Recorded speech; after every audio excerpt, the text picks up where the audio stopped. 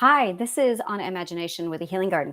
This is part one of the narcissism defense videos that I did yesterday, but for some reason the sound did not record on this video, and I'm still trying to figure that out. So I'm just going to go ahead and cover everything again. Fortunately, I took notes. So basically, oh, I got to reset. I got to think about this. And I don't have the passion, like the anger, because I got it all out. I communicated, so I'm good. Actually, that might be a good thing because I'm actually clearer. Um, so I started with my credentials. So I'm just going to go over a brief where I come from and what it is I do.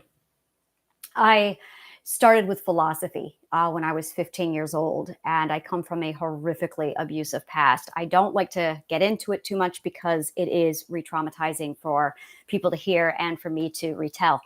So I believed very strongly that, and I still do, I'm very huge on this belief that the people who abuse you are just ignorant. It's absolutely, we are first and foremost the victims of ignorance. And if you want to get out of a situation that you're in, it's just a matter of becoming smarter than the people who are abusing you. And that was very much my philosophy when I was 15 years old. So I started the pursuit of philosophy, and it wasn't shortly thereafter that I discovered psychology. And I toggled those two topics for 30 years. I became a shut-in. Again, horrific abuse. And when I was going through my shut-in stage, it lasted 20 years. And I just completely shut down. And by the time I was completely taken over by my trauma, I was living in a bedroom. I couldn't use the bathroom without having to battle overwhelming fear just to cross a hallway to get into the bathroom. And I lost literally 20 years of my life to just being a shut-in and being so overwhelmed with social anxiety that I couldn't function.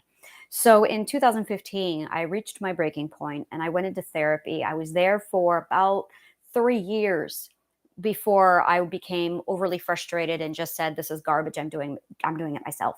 I noticed that the therapy that I was in was re-traumatizing me. It was putting me through shadow work, and it resulted in nothing. I noticed that I was going home and doing all of the work there on my own. And my therapy sessions became me updating my therapist on my own progress that I did on my own without her. And after 3 years of this, I went, what am I getting out of therapy? I'm doing the work on my own. I'm doing all of it on my own. I'm just reporting in and checking in with this person who's giving me little to no guidance. And it wasn't that she couldn't give me the guidance. It's that I didn't need it. My system was so effective that it made her completely obsolete. But what I found out was I was finding answers, like cognitive dissonance is a fantastic explanation to this. I found my own answers. And when I came back to her and I said, so I found cognitive dissonance. What can you tell me about that? And she very much brushed it off like, oh yeah, that's this. And I'm like, no, this is it. This is the big thing. Why aren't we talking about this?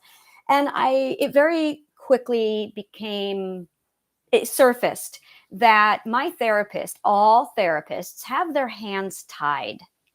And it was the fifth year of my therapy that I finally sat down with my therapist and I very bluntly addressed this issue with her. And I said, what can you tell me about not diagnosing borderline personality disorder because the insurance company doesn't like it? And she did a whole, yeah, about that. And that's when I found out how unethical and dirty psychology is. That's when I started to dig more, and I found out that 50% of therapists leave the profession because they are so disturbed by the lack of ethics with how it's run. And that really inspired me to create triadic healing and do my own work and accumulate my own package. So, at the end of my healing journey, when I was done, I had 30 years, 28, 30 years of philosophy, psychology, and sociology. And then I realized that healing, I would go into these therapy sessions and I would feel lousy. And I realized that that was actually worsening my conditions. So I instead focused more on positive affirmations, meditation and exercise, Tai Chi. And when I went into the holistic manifestation aspect, I realized that I was making far greater progress than the traditional therapy. I realized that the aspects of the traditional therapy that were, I guess that's really it, is I had traditional therapy over here I had my own working knowledge in the background from 28 years. And at that time it was actually 20 years because 2015, I had 20 years. So I had my working knowledge in the back. I had the traditional therapy that I was practicing, and it was so ineffective. And then I had holistic methods. And I realized that holistic methods were phenomenal, but they were incomplete. That was fantastic for self care, but there was a lot of information missing. And the information that would have been plugged in with traditional therapy was so inadequate that it was useless to me. So that's where I pulled information from my philosophy and psychology studies, and I was able to figure out where the gaps were with holistic medicine, piece it all together, and plug it all in. So that by the time 2020 rolled around, I was able to take myself on walkabout, and I basically took a year of identity self exploration, which was a whole nother aspect of my healing journey. I really need to do a whole video on the stages and how my healing developed. It was because there's so much data in that. And then after that, there was okay, now let's get into the gritty stuff. And I rolled up my sleeves and I crammed in a massive amount of therapy in the last 2 years. By the time January of this year rolled around, I had a full developed triadic healing where I could completely reshape the mind in about 8 weeks. And on April 1st, I put that into use and it worked. It got to a point where my subconscious mind had reversed the polarity. So instead of us thinking negative thoughts on autopilot, where you have to consciously shift them over to positive, it was automatically subconsciously thinking them positively. So I didn't have to constantly become vigilant and make sure things kept, it was all done autopilot. And that's when I realized that, well, it worked. That's when I realized that my research and everything worked. And I have been consistently maintaining this mindset for 4 months effectively. It's extraordinary. And that was with a rape involved. So I went ahead and I had this moment where I was like, okay, I have all this information. Do I throw it away? Do I just go enjoy life? What am I going to do with my life? And this is what I refer to as second stage, because there's always the healing journey and then there's life after the healing journey. What's your life path going to be? And I realized my life path was the healing garden, was sharing this information with other people. And I have a mission, I have a creed, and that very much revolves around me wanting to basically change the way we do mental health in this country, because it was so horrifically inadequate that is available to us. It's to me, it's inexcusable. It is absolutely inexcusable. So I am looking to completely redefine how we think about mental illness. In my last research, in the last few months of my research, I accumulated all of it and realized that I had invented something called perspective psychology. And perspective psychology is basically, instead of focusing on all the mental illnesses, you have basically, imagine this long domino chain. And this is the event that occurs that creates the abuse. And then you have the abuse that occurs. And then you have all the side effects that take place in the subconscious mind. And then you have the mental illnesses that you see as the symptoms.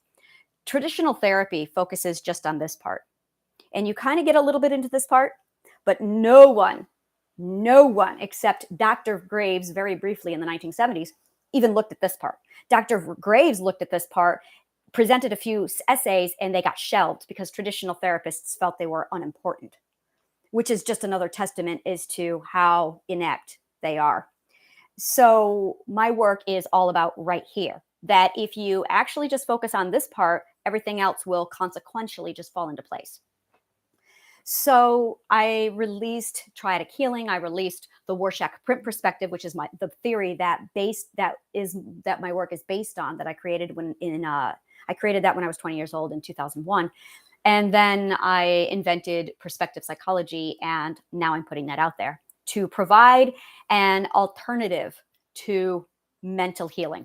And it combines manifestation, the holistic arts, and perspective psychology with philosophy. So it's a full, well-rounded, all-encompassing, and it gets the job done in 8 weeks.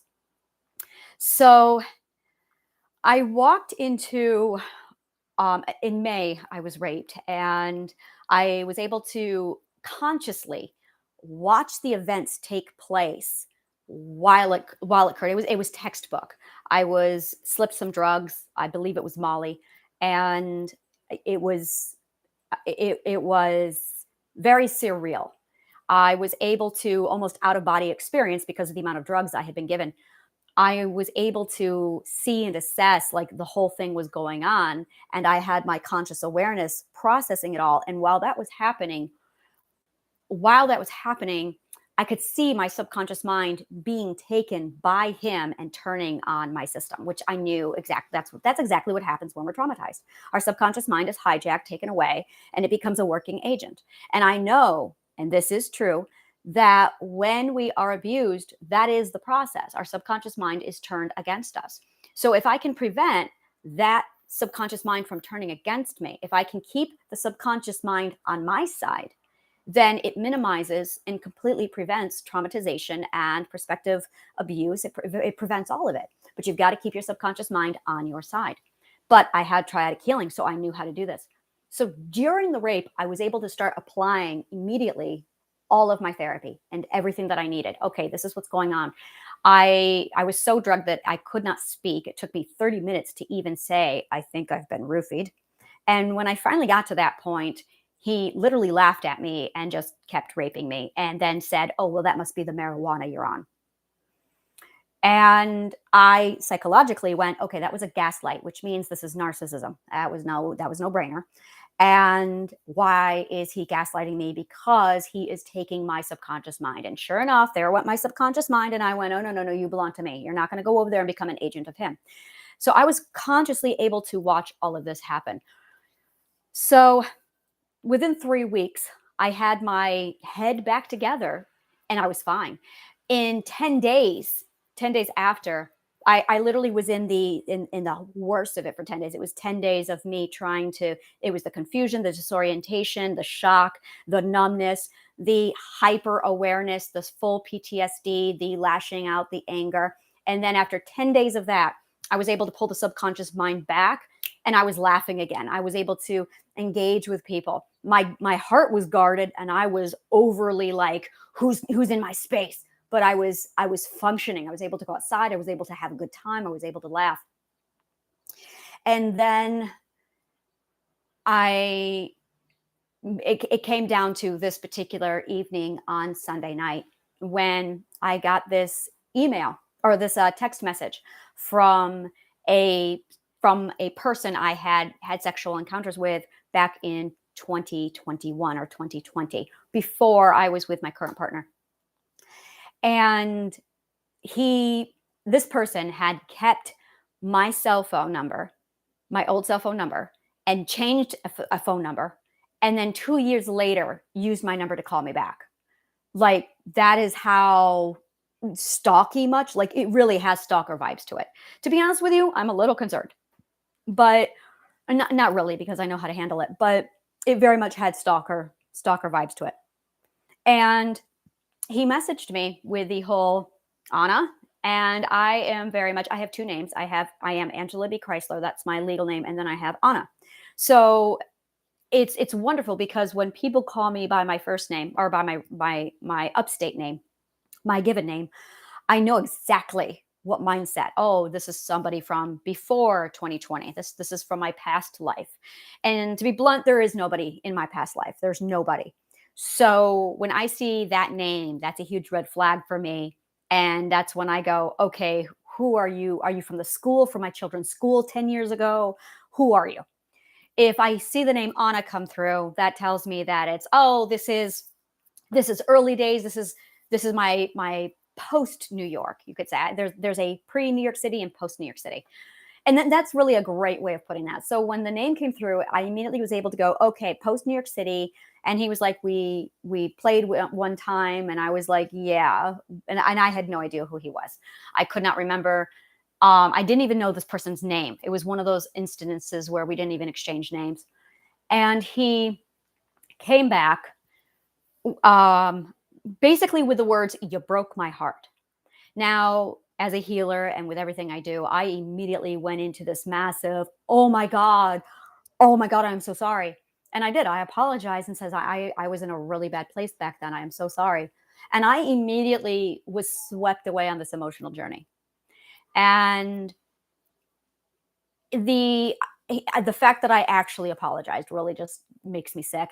And then he followed it up with, "You promised that you would take care of me, and I need to be taken care of." Now, in the same sentence, I, I'm a BDSM mistress, and some of my partners, when I was around in that time period of my life, I was very engaged with BDSM, but I'm always a mistress. In fact, if a man refers to me as a sub, that's a red flag that we're done. And he insisted that I had promised to sub for him, and that's bullshit. So that was a red flag. And it caused confusion. Now, I know confusion is a huge red flag. Whenever I'm confused, I know that someone tampering with my perspective. And confusion is a phenomenal red flag for being aware or alert that somebody is messing with your perspective. But I was so emotionally caught up in the guilt and the devastation that I had harmed this person that it completely, I didn't even think about the confusion. I didn't even notice it. Like I had, and I love the way my subconscious mind team works. And I teach this. This is like my favorite thing to teach people is once you become acquainted with your subconscious team, they'll start working together. And once you start to become sensitive to the cues, you have this fantastic system in your head that just takes care of you. It's beautiful. And that is optimum mental health. That's where I get people. So I had my identity in the back going, you've got confusion over here. Somebody's tampering. You've got confusion. But I dismissed it. I dismissed it because I was on this emotional journey. And I went, yeah. I'm focused. I hurt this man. You have confusion. He's tampering with your system. But I couldn't process that because I was focused on the emotional journey. And at this time, I had no idea that the emotional journey was part of the narcissist plot. I had no idea. He just, and this is what was extraordinary, is he used guilt, he used my empathy, and he basically used the words in such a way that I had self-loathing. Another thing that I don't do is self-loathing, but it was the whole, oh my God, I hurt this man. And I had an old thought that popped in, an old misbelief, which is, what was the belief? Um, I leave a trail of brokenhearted men. I hurt men. And this very much comes back to an abuser who embedded this into me when I was 15 years old. So I missed all the warning signs because I was so taken away with this emotional journey. And at this point, I had this other logical part of me came in, my intuition. And she said, well, what about your partner? Remember your partner? And I went, oh yeah, this isn't a question. So I hop, skipped, and a jump over, texted my partner and said, look, this is happening right now. I have to be honest and transparent. We have an open relationship if I wanted to, but I don't. So, but I still have to be honest, in my opinion. So I was transparent and I explained it to him. And I went back over to tell this guy, look, I don't know what your issue is, but I'm not available for you. And as soon as I pulled up the text, there was a dick pic, which is, that's easy for me. Whenever I see that, that is sexual harassment. And that is immediate, okay, now you're a predator. And it immediately knocked everything back into perspective for me. It immediately got rid of the emotional journey. It turned my emotional journey from emotional journey, guilt, self-loathing, and empathy to defense system is up. Thank God. And I was able to completely shift the perspective where I needed it to gain the perspective I needed to say, okay, now you're abusing me. I was able to block him, shut the whole thing down, get rid of it. And I went to sleep very, very upset. I woke up 2 hours later. I manifested a few things like I'm going to solve this. I'm going to get to the bottom of this. I woke up 2 hours later. I was still upset. I did some more manifestation. I woke up the next morning. I was still very upset. So I manifested. I did an article post. I blogged, and then I took a bath. When I was in the shower bath, I did another manifestation, and that's when I had this massive breakthrough that I was not triggered by the dick pic. I was not triggered by a man or a man pursuing me sexually or romantically. My problem was the psychological manipulation. That is apparently one of my triggers, which is fantastic. It's a great trigger to have.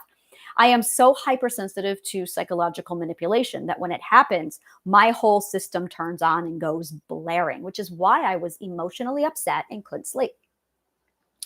So when I sorted that all out, I realized what it was. I had a misleading belief called being needed equals love.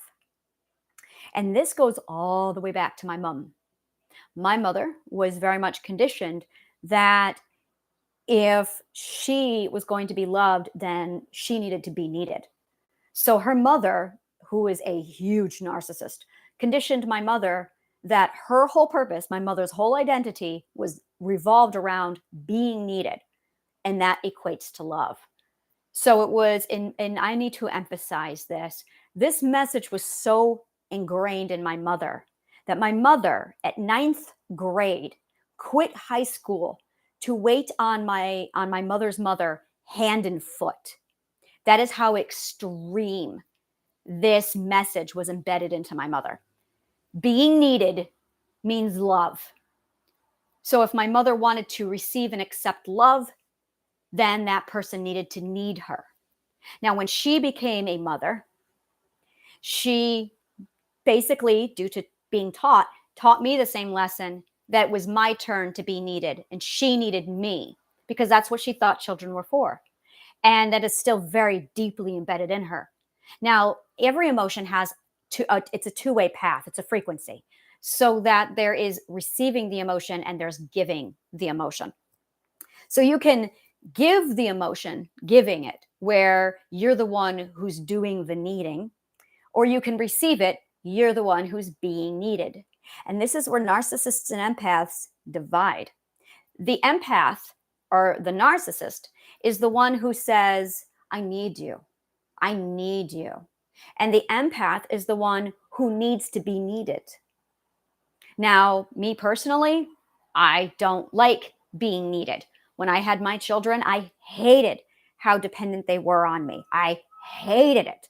I didn't want them dependent on me. I love the teenagers years where we can debate and have philosophical arguments. My God, do I love the teenage years. But the infancy stage and the toddler stage where they needed me, oh my God, I was not enjoying that at all. And there was also, and there still is, in the patriarchy, there is this expectation. I do a whole thing on this in goddess training. There is this expectation that women are expected to be needed for their children. And if you do not completely give your life, your mind, your identity over to the needs of your children, you're labeled as a bad mother and you are basically ostracized. I have a huge problem with this. And the amount of psychological damage that occurs to the mother and the children is absolutely devastating, which is another problem that we have with our society, is we have all these mothers who are being conditioned that they have to be enslaved to their motherhood. And you have all of these children who anticipate, expect, and hold the standard of, how dare you not serve on me, weight and foot, I need you, or you need me. It's very, very parasitic. It is a codependent relationship between mother and children that is nourished and encouraged in the patriarchy society. And it's fucking disgusting. So that all being said, when it came to me and my children, I broke that cycle because I wouldn't have it. I recognized it. I was already anti-patriarchy at that stage, and I refused to allow that. I was able to sever the, I'm going to make my children be needed, but I didn't think about the other frequency wave of me being needed by my mom. And I still had, and that mentality embeds a misleading or a toxic belief inside of your mind. And that is what the next narcissist comes along. So a narcissist is the child who was groomed. I need you. I need you. This is love. I need you. And the empath is the child who was groomed. Oh, someone needs me. That's love. Someone needs me. And that's it. The narcissist is as guilty and as responsible for their abuse and mindset as the empath is for theirs. You are doing, as an empath, you have that needing to be needed just as much as the narcissist thinks that they have to do the needing. It's just the way they're brought up. They're consciously unaware of it. It's subconscious programming. Now, the problem with narcissism is it lacks humility. So getting through to a narcissist to use the words, I was wrong, is near impossible, which is where you get into them refusing to grow, them refusing therapy, and they are hyper independent and stage 3 mentality. And if they don't know how to communicate, then they will go over to aggression, which is why most narcissists are also so violent. Meanwhile, the empath is hyper independent, and the empath has this, oh, everybody needs me. I'm constantly being and giving for everybody else, because the empath is the giver, because they were conditioned to be the giver. Whereas the narcissist was conditioned to be the taker by saying, oh, I need you. I need your service. Now, when they grow up, when all these little narcissists grow up, they are programmed to find other people, let's say men versus women. They are programmed so that a man will approach a woman and say, you did this to me. I need you. Because that's what his parents taught him. Probably his mother taught him this. That if he walks up to another woman and says, you hurt me, I need to be taken care of. Now, there's going to be two responses. A healthy woman is going to go, fuck you, I'm not your mother. But an empath is going to go, oh my God, what can I do to help? I'm so sorry. And now they've got you caught up in that emotional journey.